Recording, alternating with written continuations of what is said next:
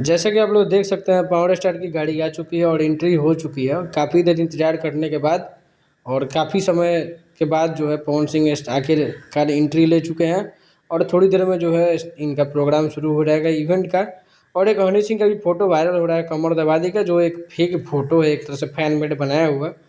और देखिए अब इवेंट में क्या-क्या सवाल जवाब हो रहे हैं, क्योंकि खेसारी लाल यादव को इन्होंने बर्थडे विश किया था, लेकिन उन्होंने कोई लाइक, कोई कमेंट, चाहे कोई रिप्लाई नहीं दिया। चाहे ज्योति सिंह हो, चाहे पवन सिंह हो, चाहे पवन सिंह के टीम द्वारा हो, खेसारी लाल के ऊपर जितने भी विश किए थे बर्थडे के, उधर से कोई रिप्लाई नहीं आया, कोई लाइक नहीं। बाकी जितने भी लोग बर्थडे विश किए थे उस सब पे खेसारी लाल लाइक कमेंट सब किया।